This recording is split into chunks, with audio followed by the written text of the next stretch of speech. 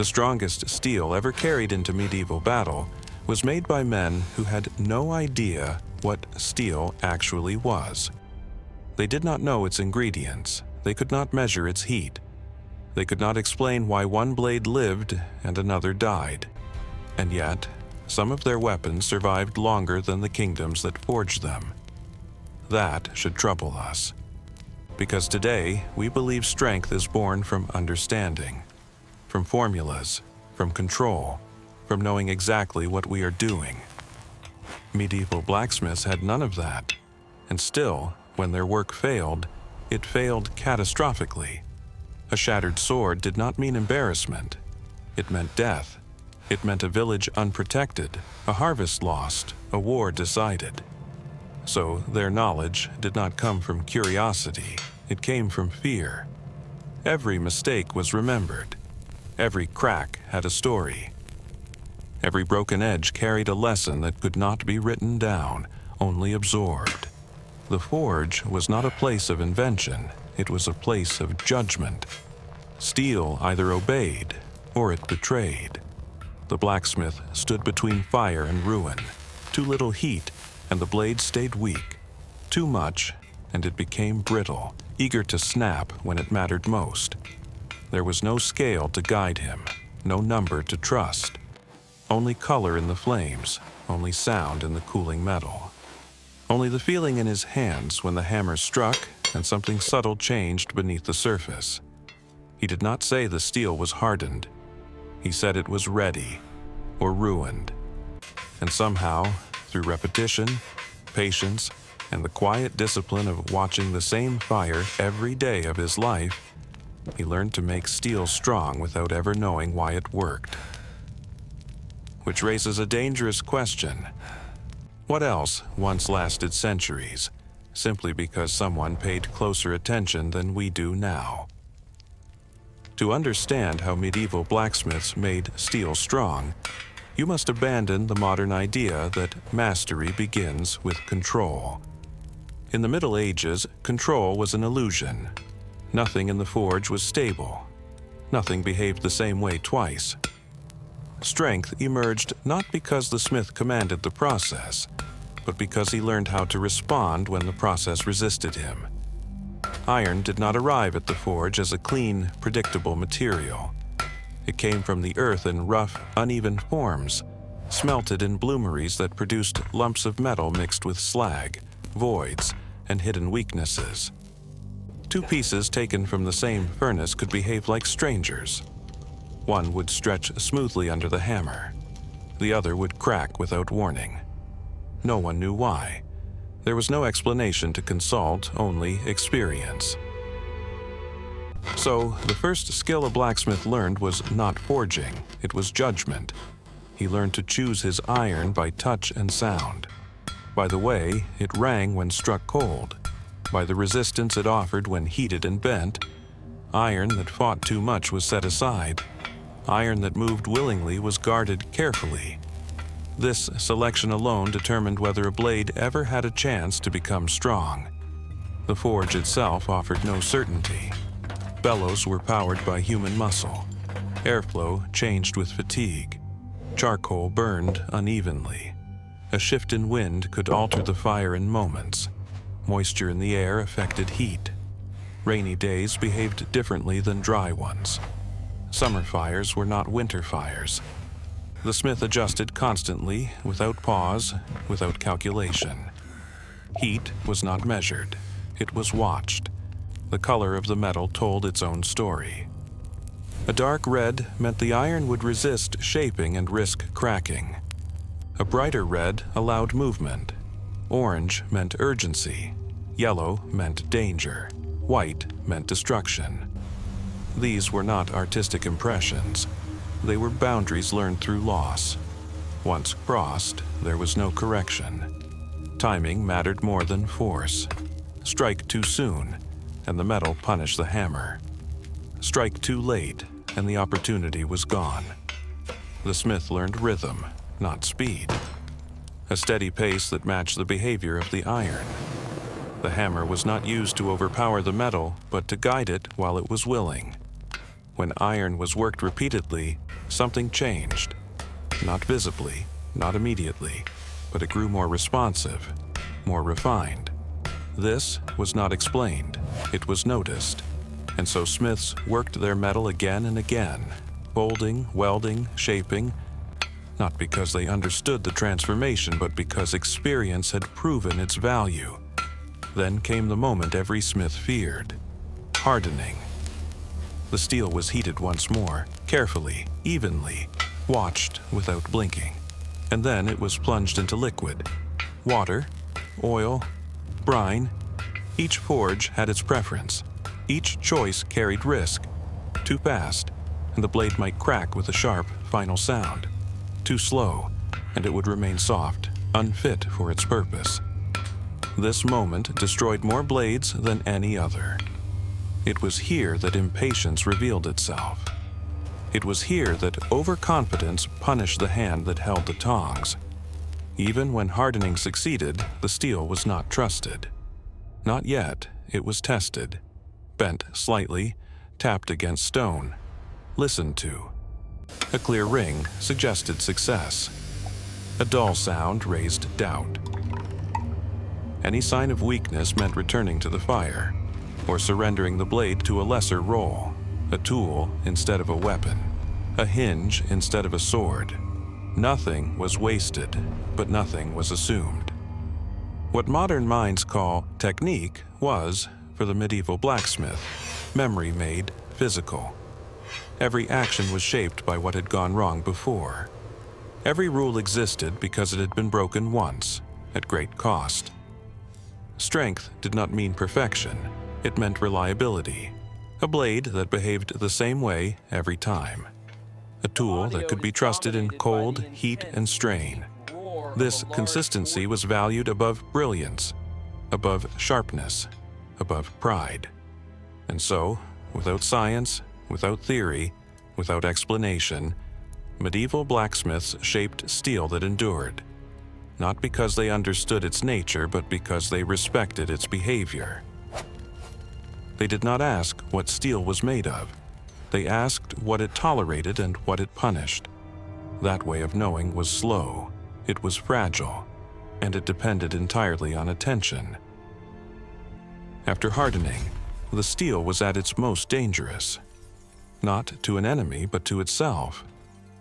A blade could now be too hard, too rigid, ready to snap when struck. Medieval blacksmiths learned this the hard way. They watched blades shatter in the cold. They saw edges chip away after a single blow. So they learned another lesson, quieter and more subtle than hardening. Strength alone was not enough.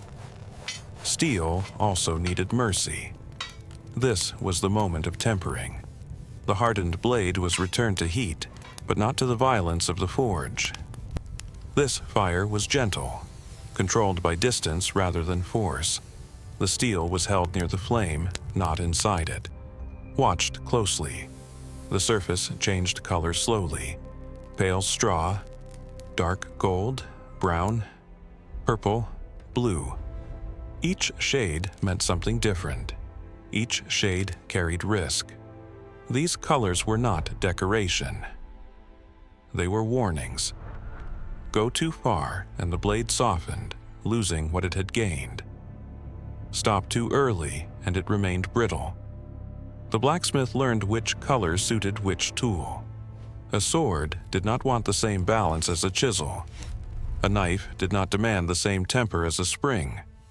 This knowledge was never universal. It belonged to places, to traditions, to men who remembered what had failed before. Tempering was not rushed. It required patience that could not be faked.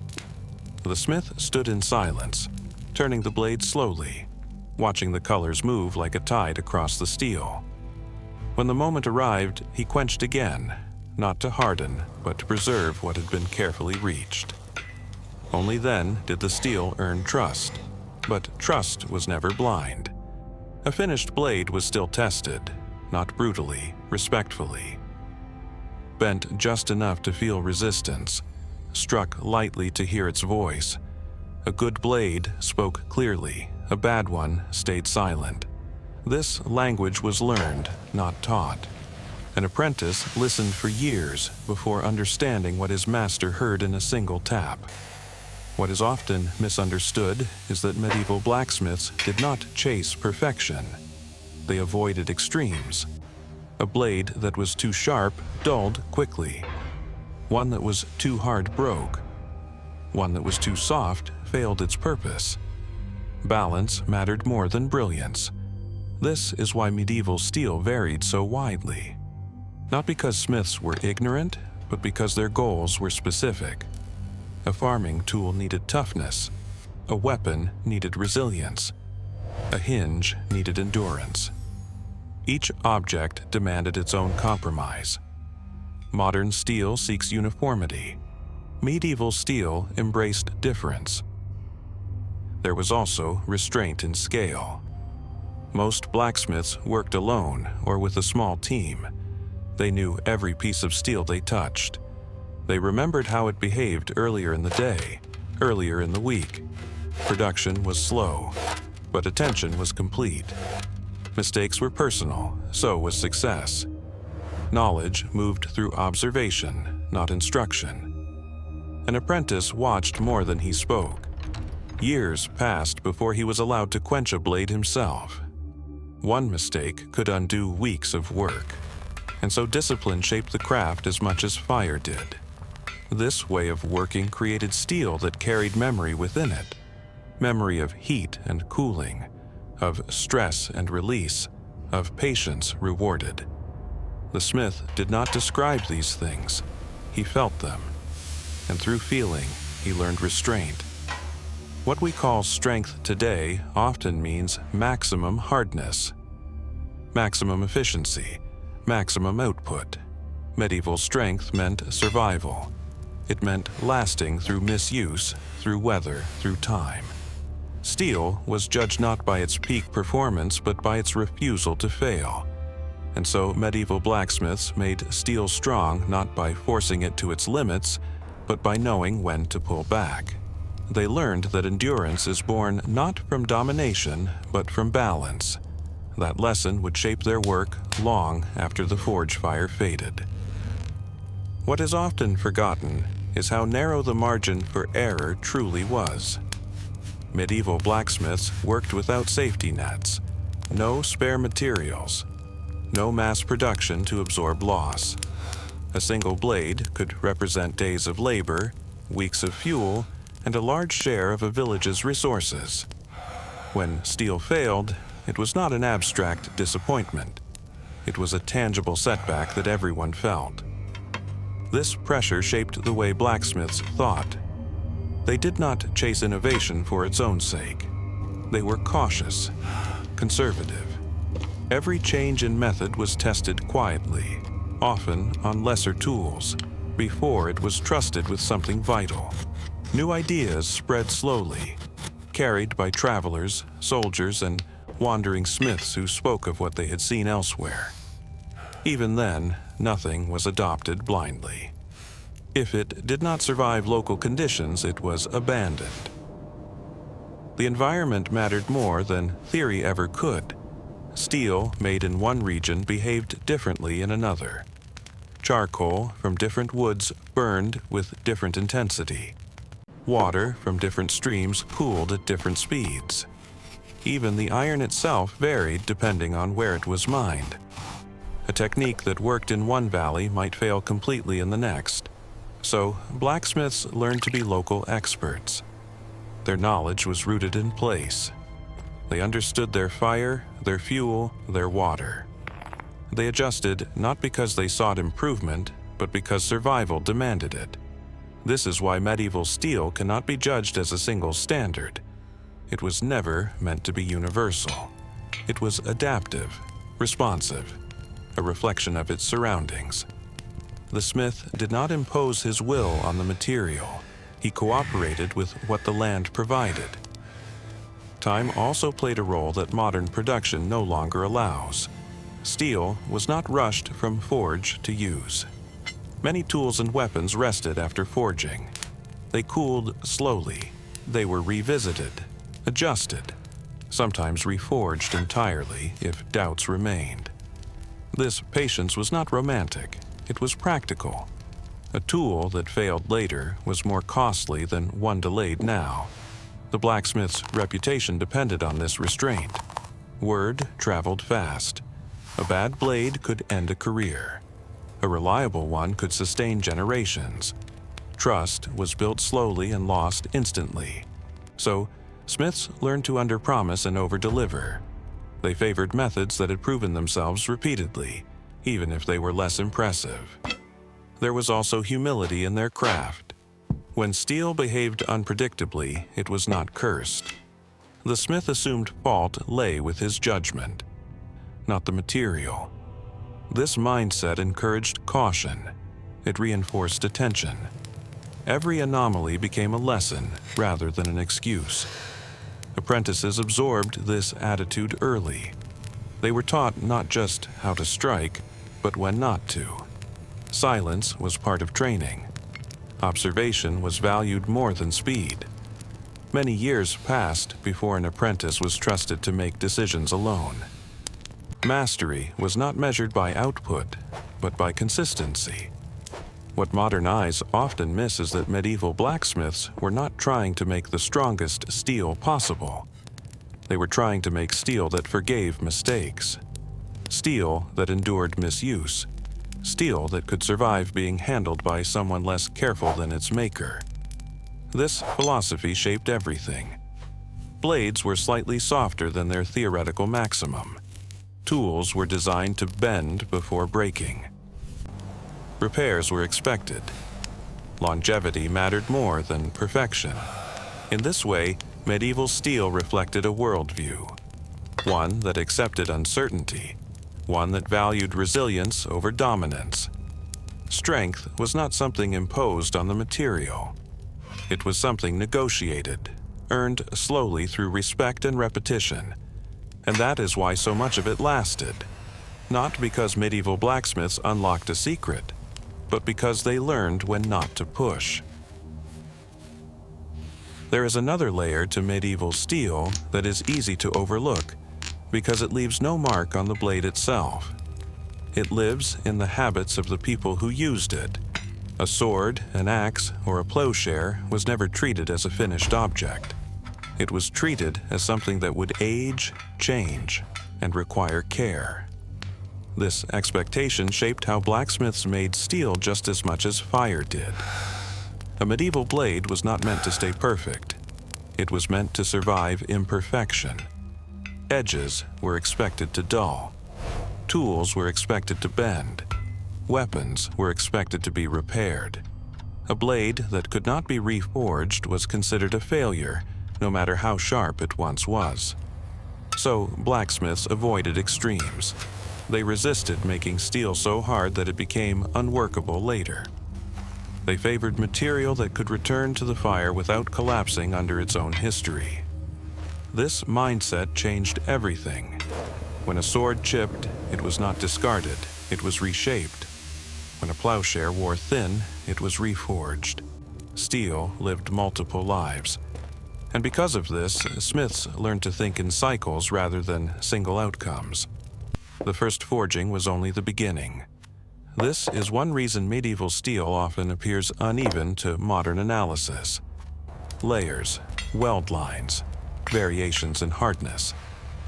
These were not flaws in their eyes, they were signs of adaptability. A blade that combined softer and harder regions behaved differently under stress. It flexed, it absorbed shock, it failed slowly rather than suddenly. Again, this was not explained, it was observed. A sword that bent could be straightened. A sword that shattered was gone forever. So smiths learned to fear brittleness more than softness. They learned that a weapon's true test was not how it struck, but how it survived being struck back. This understanding came not from theory, but from watching broken steel pulled from bodies and battlefields. There was also the matter of use. Medieval tools were not handled gently. They were swung in cold rain, dropped on stone, forced beyond their intended purpose. A blacksmith knew this. He did not imagine ideal conditions. He imagined abuse, and he forged accordingly. This is where modern assumptions often fail. Today, materials are tested in controlled environments. Medieval steel was tested by life itself, and life is not consistent. The blacksmith's goal was not to create the strongest possible steel, but the most forgiving. Steel that could endure poor handling. Steel that allowed mistakes without catastrophic failure. Steel that kept working even when conditions were wrong. This approach required humility. It required accepting that users would not respect the blade as much as its maker did. So strength was distributed rather than concentrated. A blade might not hold the sharpest edge for long, but it would not betray its owner without warning. There is also a social dimension here. Blacksmiths lived among the people who relied on their work. They saw the consequences of failure firsthand. A broken tool meant lost labor. A failed weapon meant death. This proximity enforced responsibility. There was no distance between maker and outcome. Over time, this created a quiet ethic. Make nothing you would not trust with your own survival. Make nothing that cannot be repaired. Make nothing that demands perfection from the person who uses it. Steel, in this context, became a shared responsibility between maker and user. Its strength was not just in its composition, but in how it was expected to live in the world. And this may be the most important truth of all. Medieval blacksmiths made strong steel not by chasing extremes, but by planning for weakness, by assuming damage, by allowing for error. Their steel endured because it was made for reality, not for ideals. When we look back at medieval steel today, it is tempting to search for secrets, lost techniques, hidden formulas, a missing step that modern industry somehow forgot. But that search misunderstands what made that steel endure in the first place. There was no single secret. There was only a way of paying attention that modern life rarely demands. Medieval blacksmiths lived inside their work. The forge was not a workplace separate from life. It was part of it. The same hands that shaped steel repaired farm tools, shoed horses, fixed hinges, and mended weapons. Every object returned with a story written into its wear. The smith learned from those stories, quietly, continuously. Steel was not judged when it left the forge. It was judged years later, when it came back bent, chipped, or tired. This long feedback loop shaped better decisions than any theory could. It taught the smith which compromises aged well and which did not. Knowledge accumulated slowly, anchored in reality rather than explanation. This is why medieval steel often feels different when handled today. It carries evidence of restraint, of moderation, of choices made to survive misuse rather than impress at first glance. The smith did not aim to defeat the material. He aimed to understand its boundaries. Modern science eventually explained what medieval blacksmiths already respected, but explanation was never the source of strength. Observation was, patience was, the willingness to stop short of the maximum. There is something unsettling in that realization. It suggests that durability is not always a product of progress, that some forms of wisdom cannot be accelerated, that attention, once lost, is difficult to replace. Medieval blacksmiths did not make steel strong because they lacked science. They made it strong because they lacked distance. Distance from consequence. Distance from failure. Distance from the material itself. Their steel endured because it was shaped by people who could not afford to be careless, who accepted uncertainty, who built margins into everything they made. And perhaps that is the lesson their work still carries. Not about metallurgy, but about how strength is created when understanding is earned slowly, through responsibility and restraint. Steel remembers the hands that shaped it. And sometimes, those hands knew more than they could ever explain.